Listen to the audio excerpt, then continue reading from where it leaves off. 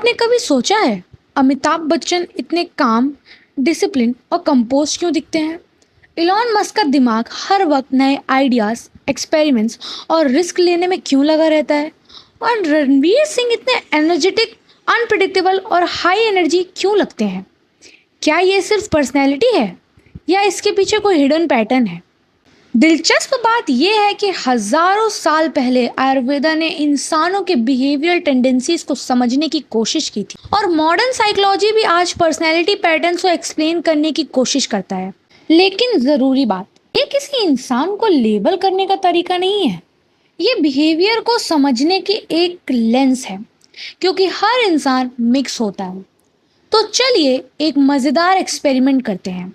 क्या एंशिएंट आयुर्वेदा और modern psychology कहीं एक दूसरे को इनडायरेक्टली एक्सप्लेन करती है? वता versus modern personality.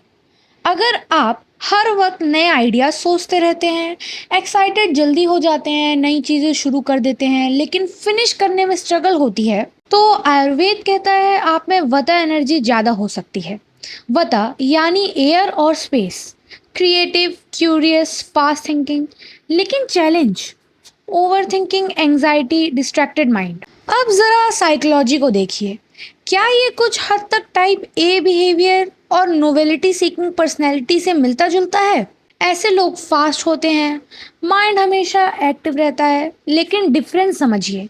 Modern psychology officially वता जैसी कैटेगरी यूज़ नहीं करती, ये सिर्फ बिहेवियरल सिमिलैरिटी है। अब इलॉन मस्क को ऑब्जर्व करिए। एक साथ rockets, cars, AI, brain chip, Mars, mind हमेशा नेक्स्ट आइडिया पर। या Ranveer Singh, high energy, spontaneous behaviour, नई चीज़ों का एक्साइटमेंट। कई लोग ऐसी पर्सनैलिटीज़ को वता लाइक बिहेवियर से रिलेट करते हैं। अब खुद से पूछिए, क्या आप एक्साइटमेंट में जल्दी जंप करते हैं लेकिन कंसिस्टेंसी में स्ट्रगल करते हैं? तो शायद आप यहाँ खुद को देख रहे होंगे। पिता वर्सेस टाइप ए। अब इमेजिन करिए एक इंसान जो जीतना चाहता है, जिसे एवरेज पसंद नहीं, जिसे परफेक्शन चाहिए, जिसे लीडरशिप नेचुरली मिल जाती है। आयुर्वेद कहता है ये पिता डोमिनेट टेंडेंसी हो सकती है। पिता यानी fire plus water, focused, competitive, confident, leadership oriented, लेकिन चैलेंजेस, एंगर, इम्पेशेंट, परफेक्शनिज्म। अब मॉडर्न साइकोलॉजी में आइए, क्या ये टाइप ए पर्सनैलिटी से मिलता जुलता है? Competitive, achievement oriented, always productive, impatient. काफ़ी हद तक हाँ, लेकिन फिर वही ज़रूरी बात, ये एग्जैक्ट मैच नहीं है, सिर्फ ओवरलैप है। अब विराट कोहली को देखिए। Winning mindset, intensity, discipline, aggression, high standards. कई लोग पब्लिक इमेज के बेसिस पर उन्हें पिता लाइक और टाइप ए टेंडेंसीज के एग्जाम्पल मानते हैं। अगर आपकी इनर वॉइस कहती है बेस्ट चाहिए, फास्ट चाहिए, हारना पसंद नहीं, तो शायद आप यहाँ खुद को देख सकते हैं। कपा वर्सेस टाइप बी। अब तीसरी पर्सनालिटी, शांत, reliable, loyal, family oriented, emotionally grounded, routine पसंद है, स्टेबिलिटी पसंद है। आयुर्वेद कहता है ये कपा टेंडेंसीज हो सकती हैं। Earth plus water, calm energy, लेकिन challenge, comfort zone, resistance to change, कभी कभी लेजीनेस। अब साइकोलॉजी की तरफ देखिए। क्या ये टाइप बी पर्सनैलिटी से थोड़ा रिलेटेबल है? Relaxed, patient, easy going, less reactive. लेकिन याद रखिए, कपा और टाइप बी सेम चीज़ नहीं है, सिर्फ कुछ ट्रेट्स ओवरलैप करते हैं। अब अमिताभ बच्चन को ऑब्जर्व करिए। Measured speech, compose public image, consistency, stability. कई लोग उनकी पर्सनैलिटी को कपा लाइक ट्रेट से रिलेट करते हैं। अगर आपको केओस पसंद नहीं, पीस पसंद है, फैमिली और रूटीन इंपॉर्टेंट लगते हैं, तो शायद आप यहाँ खुद को देख पा रहे हैं।